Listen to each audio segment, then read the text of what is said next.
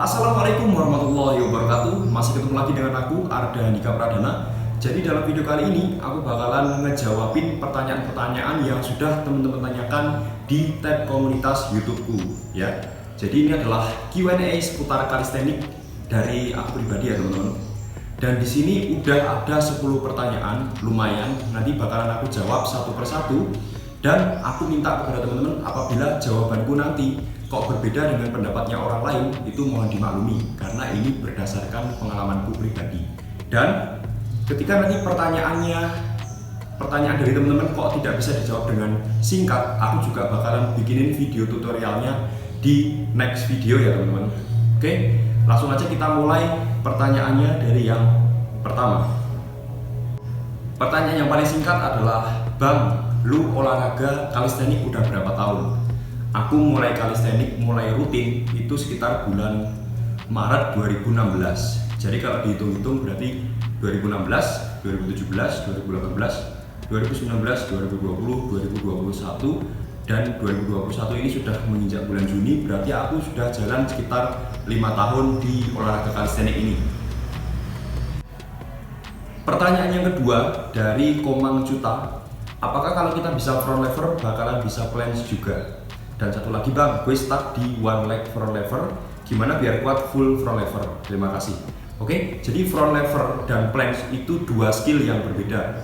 Kalau front lever itu kita membutuhkan kekuatan otot back, kemudian baru core. Kalau planche itu kita membutuhkan kekuatan otot bahu bagian depan dan juga otot core, dan juga di situ ada keseimbangannya ya teman-teman. Selanjutnya gue stuck di one leg front lever, gimana biar kuat full front lever? Saranku, kita harus melatih progresi dan juga regresinya ya teman-teman. Selain kita berlatih one leg front lever itu tadi, kita harus juga menguatkan basicnya. Biasanya aku melakukan pull up dan juga menguatkan otot core atau latihan-latihan yang menguatkan otot core. Kemudian setelah itu kita tetap ngulik lagi ke one leg front lever. Nah, di videoku itu juga sudah ada ya teman-teman tutorial front lever, nanti teman-teman bisa cek juga di situ untuk yang pengen bisa front lever. Yang planche juga ada, cuman aku baru sampai di tahap straddle planche. Oke, pertanyaan yang selanjutnya ini cukup rumit ya teman-teman. Yang ditanyakan oleh teman kita Rizky Faisal, L-sit to handstand, back lever, V-sit, dragon flag, human flag. Kelima skill itu yang paling cepet untuk di unlock yang mana ya Bang? Gue konsisten kok orangnya, tapi tetap pengen nyari yang paling cepet buat di unlock.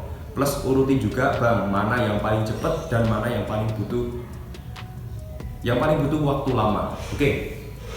Sebenarnya untuk skill itu tergantung ya teman-teman. Kita itu senang latihan basic yang mana? Atau kita seimbang? Misalnya aku lebih sering ke pull, berarti sebenarnya basicku itu lebih kuat di pull daripada di push ya. Jadi untuk gerakan front lever itu emang aku lebih bisa daripada gerakan planche yang gerakan mendorong. Nah, kalau menurutku jelas skill yang paling susah dari kelima skill ini itu yang pertama adalah L-sit to handstand. Itu jelas paling susah ya teman-teman. Yang kedua kalau menurutku adalah human flag, karena aku juga jarang ngulik itu.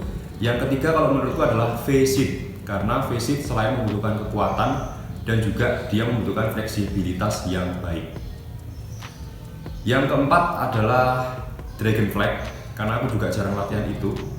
Dan yang paling mudah menurutku adalah back lever, karena jujur untuk back lever sendiri aku jarang latihan step by step ya teman-teman, jarang latihan step by step. Tetapi ketika nyoba back lever itu kok langsung unlock, karena mungkin basicku tadi adalah di pull, jadi mungkin otot-otot yang digunakan untuk melakukan gerakan pull itu sudah kuat daripada kita melakukan gerakan push. Tapi kalau teman-teman lebih kuat di pushnya, saya yakin L-sit to handstand bukan yang paling susah. Pertanyaan yang selanjutnya dari Kawasaki, Bang, tips agar muscle up bisa clean dan tidak keeping lagi. Kita harus melatih gerakan dasarnya teman-teman kalau muscle up itu. Selain kita rutin melakukan latihan muscle up sendiri, kita juga harus kembali ke basicnya. Kalau misalnya muscle up kita masih keeping, ya, basicnya adalah pull up dan juga strike bar dips. Dan juga nanti teman-teman bisa latih dengan momentum. Untuk pertanyaan ini nanti mungkin aku bisa buatkan video tersendiri ya teman-teman. Jadi intinya adalah kita melatih basic daripada muscle up itu, yaitu adalah pull up atau explosive pull up dan juga strike bar dips. Lalu teman-teman kombinasikan kedua gerakan dasar itu dengan momentum supaya nanti teman-teman bisa dapat feel-nya. Pertanyaan yang selanjutnya dari Mas Andika Ari. Mas, cara bagaimana push up dan pull up satu tangan?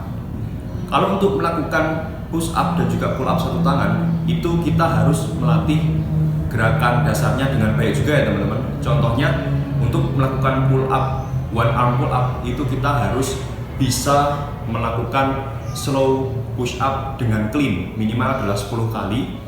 Dan untuk push up-nya juga sama, kita harus bisa melakukan gerakan regular push up dengan baik juga ya teman-teman. Jadi kita memang harus melatih basicnya dulu.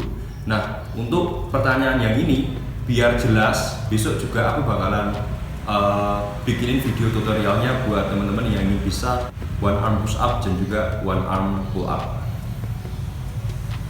Pertanyaan yang selanjutnya dari Maulana Syafiq. Mas, kalau mempelajari skill calisthenics sebaiknya fokus satu sampai benar-benar bisa atau belajar 2 skill seling-selingan? Jujur aku saat ini fokus ke 2 skill teman-teman, yaitu adalah planche dan juga front lever. Dan ketika aku melatih kedua skill ini, itu aku melakukan secara bersamaan. Jadi misalnya aku melakukan front lever dulu, kemudian istirahat 30 detik, baru aku melakukan gerakan planche.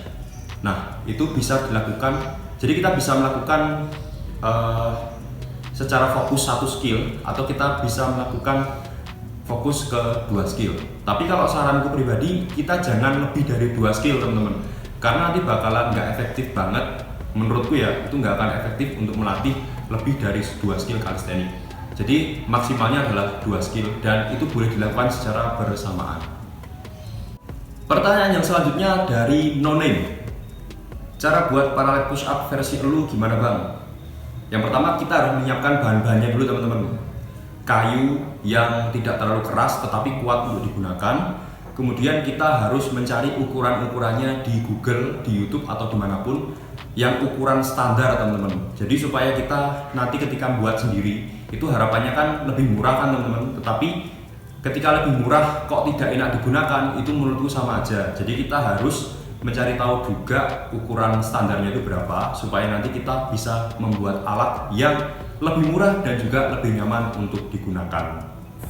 Pertanyaan yang terakhir dari Dava Nurzaki. Cara lihat progressive overload kita berhasil gimana bang? Nah, kalau untuk menjawab pertanyaan ini sebenarnya kita harus merancang program latihan yang baik dulu ya teman-teman. Misalnya program latihan meningkatkan jumlah pull up. Nah, videonya aku udah pernah buat. Misalnya kita berlatih seminggu, itu berlatih pull up selama 3 hari. Jadi hari pertama itu aku gunakan untuk ngetes berapa sih jumlah pull up yang bisa aku lakukan. Contohnya misalnya aku bisa melakukan 10 repetisi. Nah, di 2 hari berikutnya itu aku melakukan program latihan yang tadi sudah aku buat. Nah, kemudian di minggu selanjutnya, di hari yang pertama juga tadi, nah aku mencoba ngetes lagi seberapa kuat aku bisa melakukan pull up. Kalau misalnya masih sama repetisinya, 10 repetisi misalnya, itu bukan berarti kita gagal ya teman-teman. Kita mungkin membutuhkan waktu yang lebih lama, jadi kita memang harus sabar juga. Nah, kalau teman-teman ada yang nanya, kira-kira butuh berapa lama sih bang untuk misalnya kita membuat program latihan untuk melihat hasilnya, itu butuh berapa lama? Kalau menurutku pribadi, itu kita harus melakukan program latihan itu minimal adalah 1 bulan. Baru kita bisa melihat hasilnya, apakah program yang kita rancang itu tadi berhasil atau enggak, itu selama 1 bulan. Jadi bukan berarti ketika kita melakukan program latihan selama seminggu, kok di minggu selanjutnya kita tidak mendapatkan hasil, itu belum berarti kita gagal dalam menerapkan program latihan tersebut. Karena kita harus melakukan program latihan tersebut minimal selama 1 bulan. Baru kita bisa tahu apakah program latihan tersebut cocok atau tidak untuk kita. Oke, sepertinya pertanyaannya udah habis ya teman-teman. Jadi itu adalah jawaban yang bisa aku berikan untuk pertanyaan teman-teman di Q&A seputar calisthenics di channelku. Semoga bisa membantu untuk progres latihan calisthenics teman-teman semua. Untuk beberapa pertanyaan yang tidak bisa aku jawab dengan jelas, nanti aku bakalan buatin video tutorialnya. Tapi next ya teman-teman, sabar aja untuk menunggu videonya, karena dekat-dekat ini emang aku lagi banyak kerjaan dan juga nggak bisa memprioritaskan beberapa kegiatan sekaligus. Jadi memang aku harus pintar-pintar bagi waktu antara kerja, latihan, dan juga bikin konten. Oke, semoga bisa bermanfaat buat teman-teman semua. Sekian dari saya, Arda Handika Pradana. Assalamualaikum warahmatullahi wabarakatuh.